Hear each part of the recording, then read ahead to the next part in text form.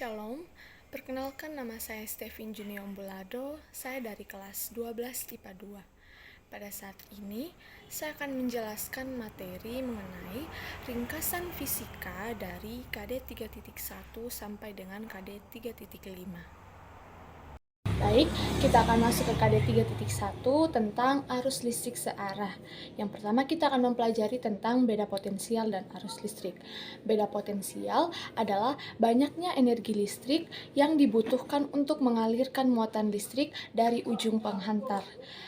Beda potensial dapat dirumuskan dengan V sama dengan W per Q. Selanjutnya, arus listrik. Arus listrik merupakan jumlah muatan listrik yang melewati penampang suatu penghantar setiap satuan waktu.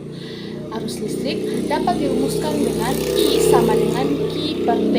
Jika terdapat elektron yang mengalir, maka total muatan Q dinyatakan Q sama dengan N dikali E. Selanjutnya kita akan masuk ke rangkaian hambatan. Yang pertama kita akan belajar tentang rangkaian seri.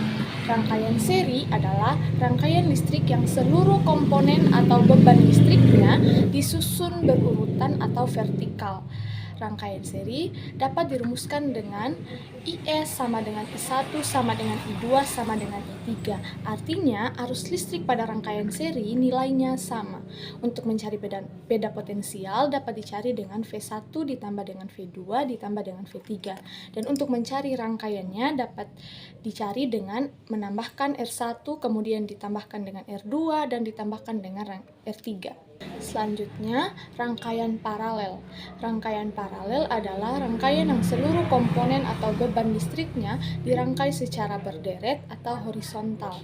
Untuk mencari arus listriknya dapat dicari dengan I1 ditambah I2 ditambah dengan I3. Sedangkan untuk beda potensial pada rangkaian paralel itu bernilai sama. Jadi, V1 sama dengan V2 sama dengan V3. Kemudian untuk mencari rangkaian dapat dicari dengan 1 per R1 ditambah dengan 1 per R2 kemudian ditambah dengan 1 per R3. Selanjutnya kita akan masuk ke KD yang berikut yaitu KD 3.2 tentang listrik statis. Yang pertama kita akan pelajari tentang muatan listrik. Jadi muatan listrik adalah muatan yang tolak-menolak atau muatan yang tidak saling tarik-menarik dengan gaya yang besarnya telah ditentukan. Muatan listrik dapat dirumuskan dengan I sama dengan Q per T. Selanjutnya kita akan pelajari tentang hukum Coulomb. Hukum Coulomb menyatakan bahwa interaksi muatan listrik yang sejenis akan saling tolak-menolak, sedangkan muatan yang berlainan jenis akan saling tarik-menarik. Hukum Coulomb dapat dirumuskan dengan F sama dengan K dikali Q1 dikali Q2 per R kuadrat. Selanjutnya kita akan masuk tentang flux listrik. Flux listrik merupakan jumlah banyaknya garis gaya dari medan listrik yang menembus suatu permukaan.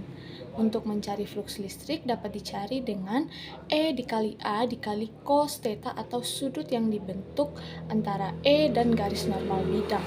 Kemudian jika medan listrik E tegak lurus dengan garis normal bidang, maka dapat dicari dengan E dikali dengan A. Kemudian jika medan listrik E sejajar dengan bidang, maka sama dengan 0. Selanjutnya kita akan masuk tentang kuat medan listrik. Kuat medan listrik adalah besarnya gaya listrik tiap satu satuan muatan, di mana medan listrik dapat dicari menggunakan rumus E sama dengan F per Q atau E sama dengan konstanta dikali Q per R kuadrat. Selanjutnya kita akan pelajari tentang energi potensial listrik. Energi potensial listrik adalah energi potensial yang dihasilkan dari gaya-gaya Coulomb dan diasosiasikan dengan konfigurasi sejumlah muatan-muatan. Untuk mencari energi potensial dapat dicari menggunakan rumus Q1 dikali Q2 per R. Selanjutnya kita akan pelajari tentang kapasitor. Kapasitor adalah komponen listrik yang berfungsi untuk menyimpan muatan listrik. Di mana rangkaian kapasitor pada susunan seri untuk muatan listriknya bernilai sama, di mana Q1 sama dengan Q2 sama dengan Q3. Kemudian untuk mencari beda potensialnya dapat dicari dengan menambahkan V1, kemudian ditambah V2, kemudian ditambah dengan V3. Kemudian untuk mencari kapasitornya dicari dengan 1 per C1 ditambah dengan 1 per C2 dan ditambah dengan 1 per C3. Kemudian pada susunan paralel, untuk mencari muatan listrik dapat dicari dengan Q1 ditambah dengan Q2 ditambah dengan Q3. Sedangkan untuk beda potensialnya itu bernilai sama, di mana V1 sama dengan V2 sama dengan V3. Kemudian untuk mencari kapasitornya dapat dicari dengan C1 ditambah dengan C2 ditambah dengan C3. Selanjutnya kita akan masuk ke KD yang berikut, yaitu tentang medan magnet. Yang pertama kita akan pelajari tentang induksi magnet di sekitar kawat berarus listrik. Yang pertama, induksi magnet oleh kawat panjang lurus berarus listrik. Untuk mencarinya dapat dicari menggunakan rumus B sama dengan mu0I per 2πa.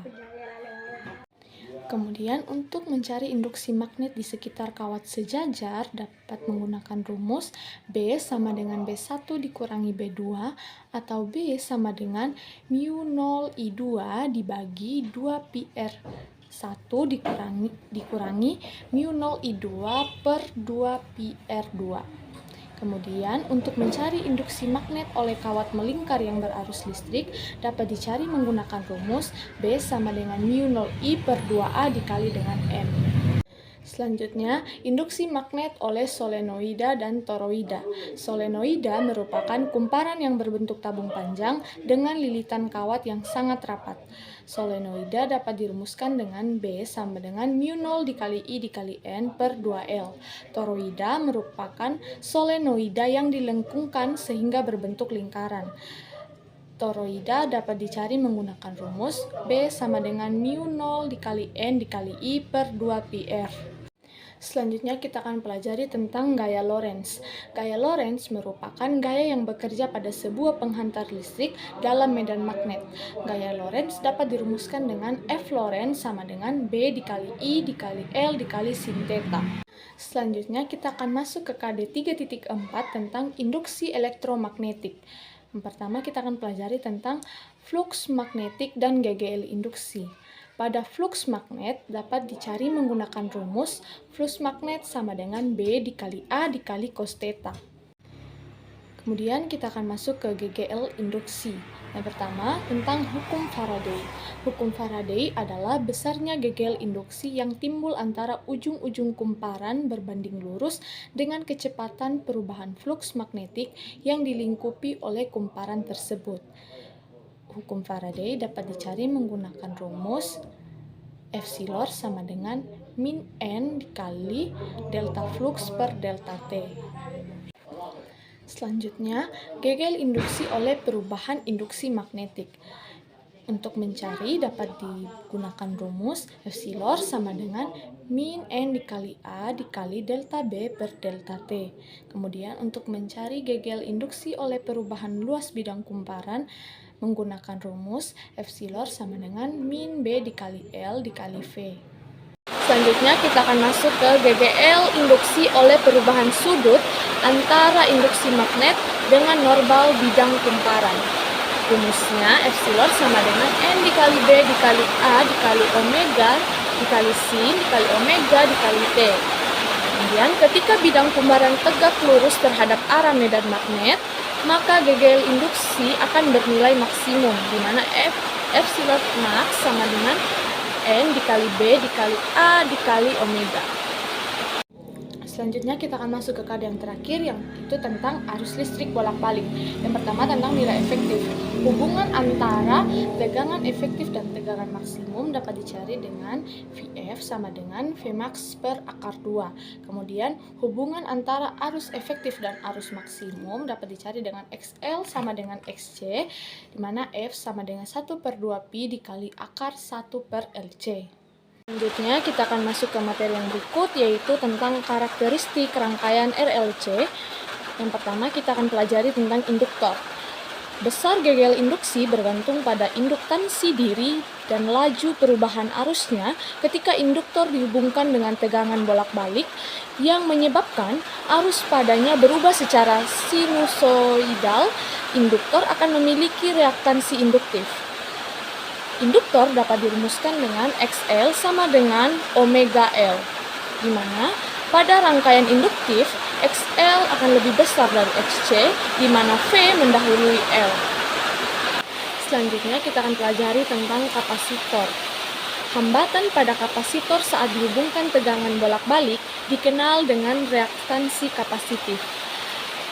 Dapat dirumuskan dengan XC sama dengan 1/omega C, di mana pada rangkaian kapasitif, XL akan lebih kecil dari XC, di mana L mendahului V. Selanjutnya kita akan masuk ke rangkaian RLC. Yang pertama tentang nilai impedansi dapat dirumuskan dengan akar dari R kuadrat ditambah XL tambah XC kuadrat. Kemudian pada resonansi rangkaian, frekuensi resonansi, XL sama dengan XC, di mana F sama dengan 1/2pi dikali akar 1/LC.